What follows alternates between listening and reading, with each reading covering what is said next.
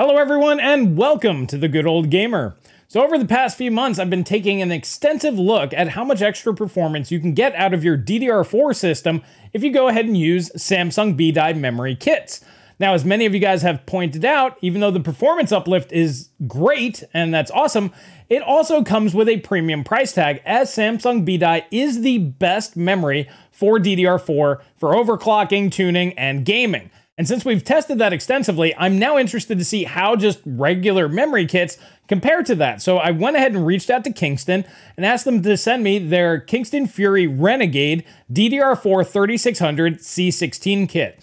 DDR4 3200 C16 is pretty much the recommendation for most people out there here today, at minimum for their current platforms. So I wanted to see how much performance we get at stock with XMP, as well as fully tuned, to see how something like this compares, and then to see if it's worth the price premium going up to something like a Samsung B-Die kit. So that's what we're going to be checking out here today.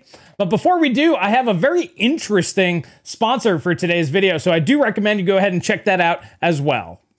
Alright guys, so I wanted to try something a little different. So today's video sponsor is Shaker and Spoon. Shaker and Spoon is a new way for you to get your mixology game up to its next level. So if you like sitting down, enjoying a premium cocktail at home, but you don't know where to start, these guys make it as simple as possible for you. You can go ahead and subscribe and go ahead and get new packages every month, which we will be taking a look at one here in a sec.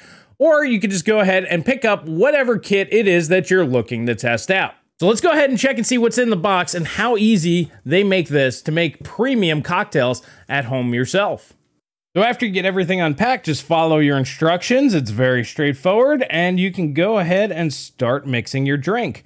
Now, I do want to go ahead and let you guys know that each package will go ahead and make approximately 12 drinks, or up to 12 separate drinks. After pulling all that stuff out, I was really worried. I'm like, I don't know what any of this stuff is, but all I had to do is follow these simple instructions, and now I have a premium beverage that's much better than anything that I've ever made myself before. So if this is something you'd be interested in, right now you could save an additional $20 by using the link and code down in the video description below. Alrighty guys, now back to our video. Alrighty guys, we're just gonna jump right into the benchmarks. The test setup is the same as the previous video, but if you want more information, all of this is done on an i5-12600K. We have tuned and overclocked numbers. We also have GPU scaling numbers. That's what this 50% is. We're starting off with Borderlands 3 here, 1080p high, but if you want more information about the test setup, it is all in the video description down below. So kicking things off with the Kingston Fury Renegade 3600 C16 kit, that is a mouthful. Just using XMP, no overclocking, no tuning. We can see on Borderlands, we got 173 FPS on average and 124 on the 1% low. If we compare that to the HP V10 B-Die kit, you can see that there's really not too much there. It's just margin of error in difference. Now, if we overclock the CPU, that gets us up to 182 and 132, so a nice uplift there. But once again, it's keeping pace with that HP V10. Now, obviously, we're just running XMP, but this really goes to show that C14, C16, that doesn't matter, because it's all the sub-timings where things change. So now if we take a look at the fully tuned systems, I was able to get this kit up to 3800, keeping all the primary timings and obviously tweaking the sub-timings. We can see here the HP V10 does take a bit of a lead. On the Kingston kit, we have 192 FPS on average and 140 on the 1% low. The HP V10s go up to 197 and 144 on the 1% low. Now to check and see if we were GPU bound, a little bit on this test. You can see the averages go up a little bit. However, the 1% lows don't change much for the Kingston Fury, but it does go up a little bit more for that V10. So it looks like this one is more GPU bound than the Kingston kit. Alrighty guys, for the sake of time, we're just going to take a look at the Kingston Fury Renegade kit until we get to the 7-game average from here on out. So next up is Cyberpunk 2077. You can see here at stock, we have 137 FPS on average, 110 on the 1% low. Going ahead and overclocking the CPU doesn't really get us anything. It's virtually the same. Now, this is once again because we're GPU bound. If we take a look at the 50% scaled numbers, that jumps way, way up. So even taking a look at the fully tuned system, it's not really any different. You need a faster GPU for 1080p high in Cyberpunk 2077 than an RTX 3090. Next up, we have Elden Ring, starting with the 3600 C16 XMP stock kit. We have 108 FPS on average, 91 on the 1% low. This one is the complete opposite. When you overclock the CPU, that goes up to 120 FPS on average and 104 on that 1% low. So a very major uplift there.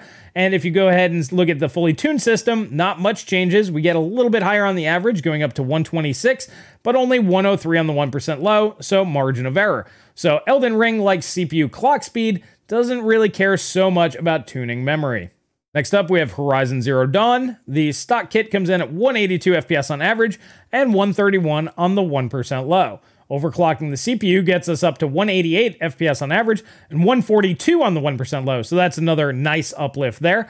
And then if we take a look at the system fully tuned, we go up to 191 FPS on average, and then 144 on the 1% low. So not too terribly much different than what we saw from the CPU upgrade.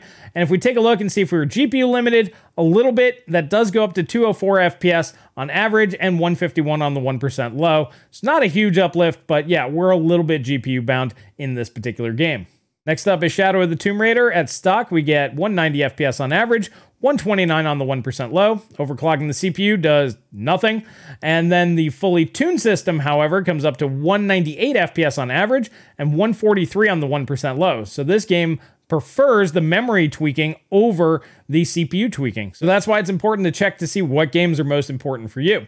Now, are we GPU bound? A little bit on average. That can go up to 216 FPS. However, the 1% low does not change. So the 3090 is able to get us the proper 1% low numbers, 1080p high with this particular memory kit. Next, we have Spider-Man 1080p high with ray tracing also on high. So this has become the new CPU benchmark out there. The Kingston Renegade kit comes in at 99 FPS on average and 78 on the 1% low at stock. When overclocking just the CPU, that goes up to 107 FPS on average and 83 on the 1% low. And then taking a look at the fully tuned system, that goes up to 111 FPS on average. Not too big of an uplift there. However, we go up to 90 FPS on that 1% low. So this particular game likes both faster CPUs and tighter memory timings. And the final game that we're going to be taking a look at today is Watchdogs Legion. At stock, we have 129 FPS on average, 100 on the 1% low. Overclocking the CPU gets us up to 134 FPS on average and 103 on the 1% low. Virtually margin of error.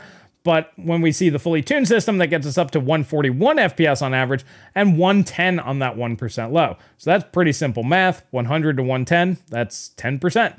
So yeah, that's a pretty good uplift, I would say. And then looking at the 50% scaled numbers, it's pretty much margin of error. We actually see a little decrease. Once again, that's why it's margin of error on the 1% lows. All right, so taking a look at the 7-game average here, if we take a look at the HP V10 stock versus the Renegade at stock, we can see 147 FPS on average versus 145. So margin of error, 109, 109. So what I really want to highlight here is that the XMP profiles don't really make much of a difference. You have C16 versus C14.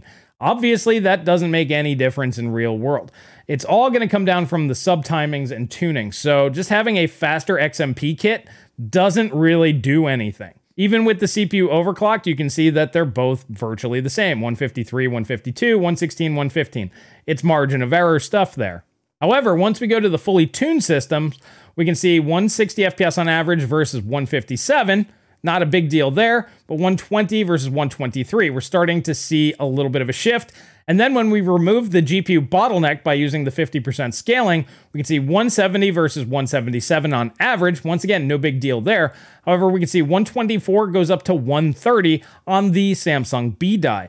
So that's a rather substantial uplift. So let's take a look at these one at a time. So just using the stock Core i5 with the stock XMP and going ahead and comparing that to the fully tuned system, that gets you up to 14% faster. So that's a rather substantial uplift using the exact same system with the exact same RAM and just putting in a little bit of work, you can get a significant uplift. Granted, that's assuming you're using an extremely fast graphics card, as this is a 3090 at 1080p with 50% scaling, but still, that is extra performance that your system can produce. Compared to the HP V10 B die, that can get you up to 19%, so not a significantly higher number there. However, taking a look at the best case scenario with the Samsung B die, you can technically get up to 26% faster.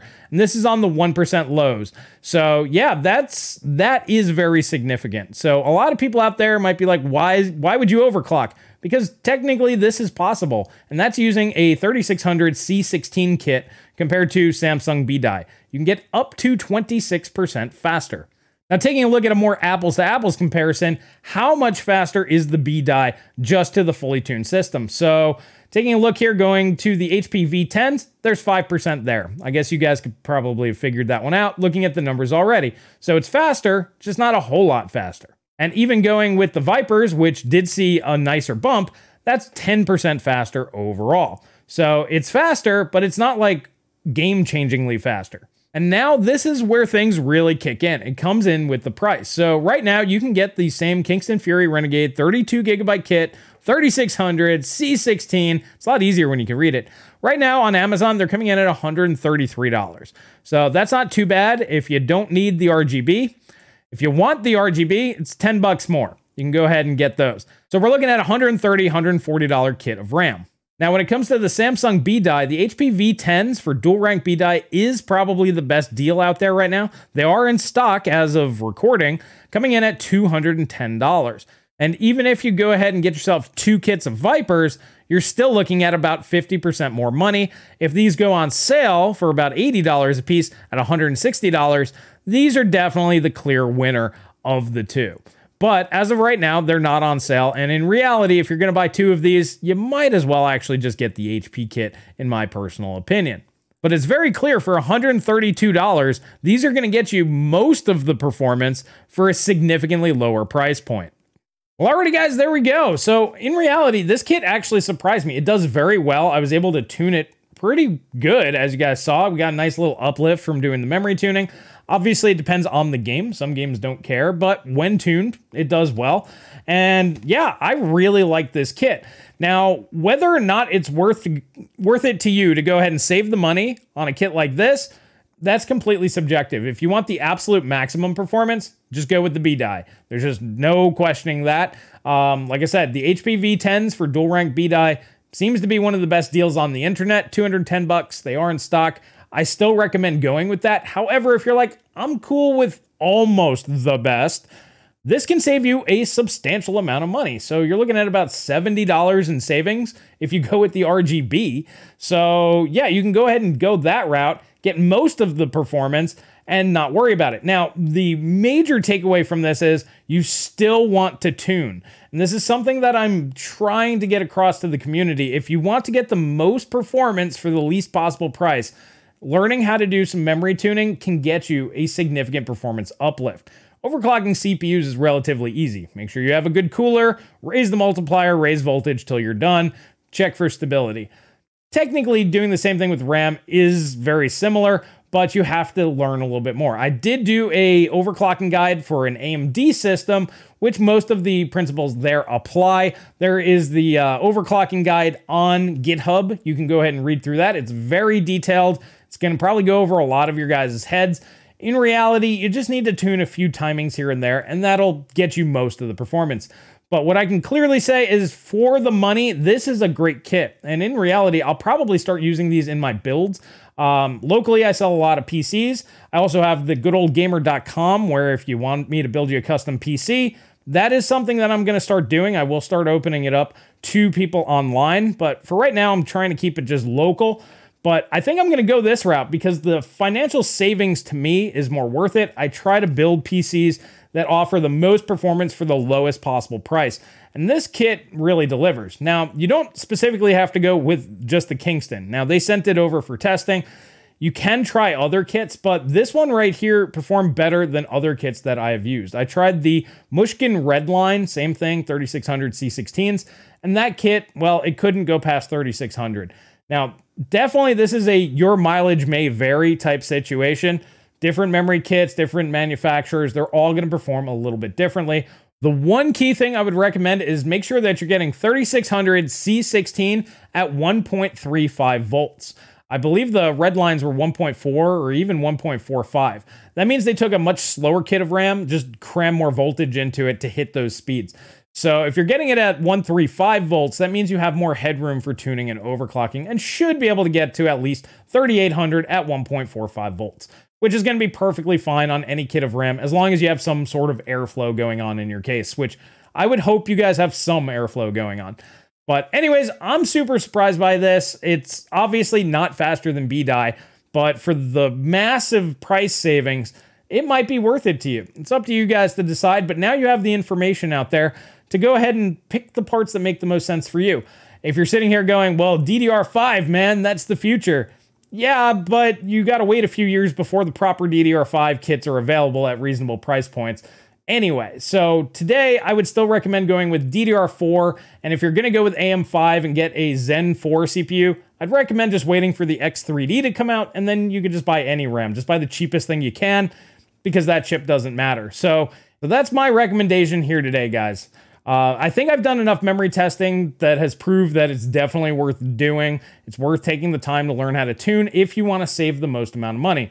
And if you don't care about money and time is more valuable to you, the X3D chips from AMD, that's who that's for. So if you just don't want to mess with that, I strongly recommend just going that route. You can just buy whatever RAM is on sale and it's going to work just fine for you. On the Intel side of things, you have to tune your systems, but you can get better performance at lower price points if you go that route. So they do offer overall the best price to performance out there right now. And going with a kit like this, it's going to compete well enough with Samsung BDI that, hey, you know, saving that extra 70 bucks and throwing that towards a graphics card makes more sense to me. So, alrighty guys, that's really all I have for you here today. I think we're pretty much done covering RAM for a while until, was it the Hynix A dies come out for the DDR5. That might be interesting-ish, but in reality, I don't think I'm going to recommend it until we get to something like Meteor Lake and probably Zen 5. When DDR5 has matured, the motherboards are cheaper, it's just easier to do and hit the speeds that we need. So yeah, I'm going to continue to recommend the DDR4 moving forward. This is going to be the kit that I'm probably going to use in my builds for customers because of the extra price savings. And if you are interested in picking any of this stuff up, all the products mentioned are listed in the video description down below. Those are affiliate links that does help support the channel. So if you're going to buy it anyway, it helps me out, costs you nothing, everybody wins. So I thank you guys so much for using those, but that's really all I have for you guys here today, and we'll catch you guys in the next video.